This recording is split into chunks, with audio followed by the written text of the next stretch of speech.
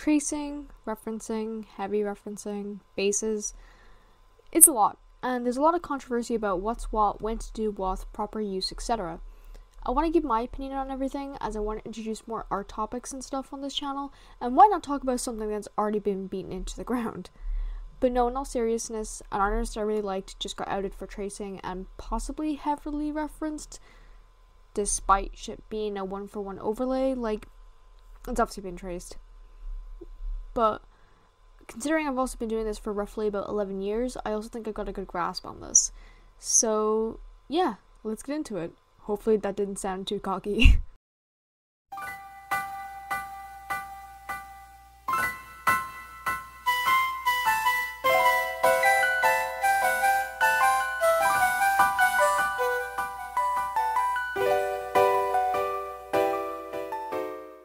Tracing I don't personally find very helpful, but that's probably because I barely traced. Not to say I've never traced. I traced a few times, but that was really early, back in like 2011, 2012 early.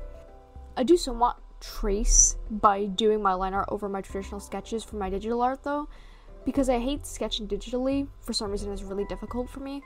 So I do all my sketches traditionally, line them digitally, and then do the rest. That doesn't mean that people can't find uses for tracing.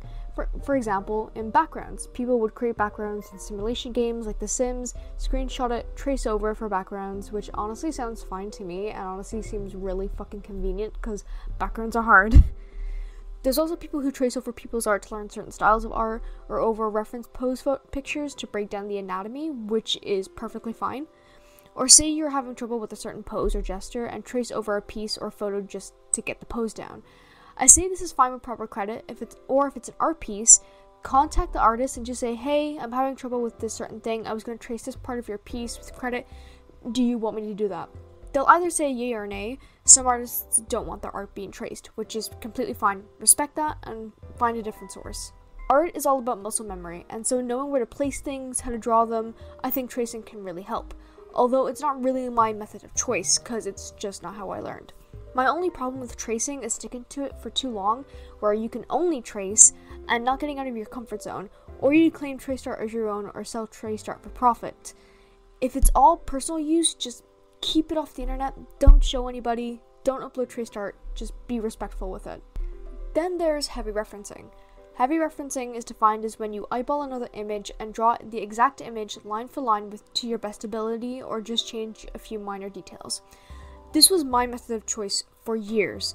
I would look up anime wolves or Balto or werewolves and go ham. Try to replicate things as much as possible, which I think is great for hand-eye coordination, but I never hid my method. I would always say I used these references for when I was drawing.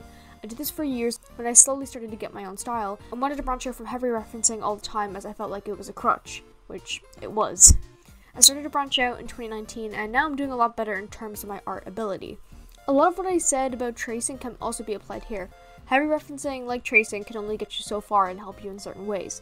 Sticking to it for too long will hinder you. Again, a big no-no for claiming it as your own or selling heavily referenced art. Fine to do it in your own personal time. Once it's kept off the internet, I could give less of a fuck. Just don't post it. Then there's just referencing. I see so many people demonize just using references as a bad thing, and honestly, people who demonize references in general and want to gloat about how I don't use references are some of the most naive artists I've ever seen. As you could probably tell from their own artwork that things look off and disproportionate, and they probably should have used a reference. Using references is something all artists do. There's nothing wrong with using a reference, or even a better idea is to use multiple references.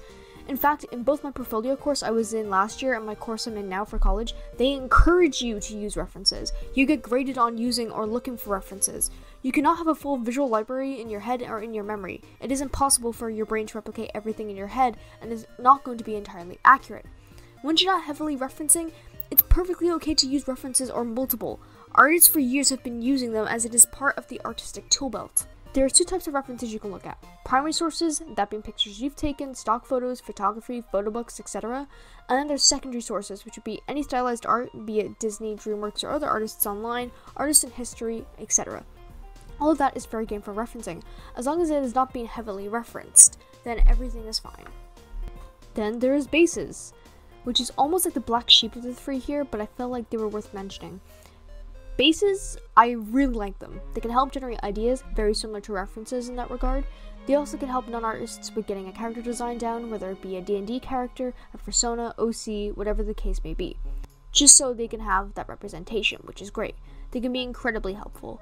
And there's plenty of free ones out there. Hell, even I have a few free bases. I'll link my DeviantArt page so y'all can use the ones I have in my description below.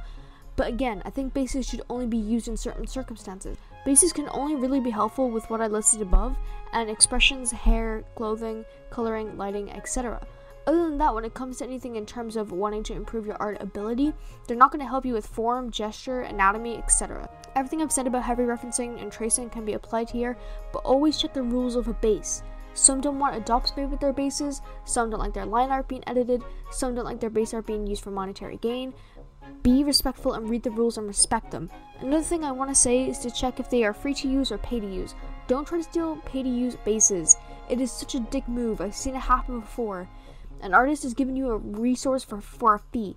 Just pay it and use it, and for whatever the rules will allow you to do with it. So yeah, that's all I really have for this video. I hope you guys enjoyed it. I know it's kind of different from my regular content in terms of the content itself, but I hope you guys enjoyed and this new style of video. I think it'd be pretty interesting for me to think for things to tackle and for me to talk about, considering I am an artist and I don't really make art related content usually. I've had in the past, but nothing like this really before. So yeah, I hope this was informative. I hope you guys enjoyed it, and yeah, see you guys in the next one.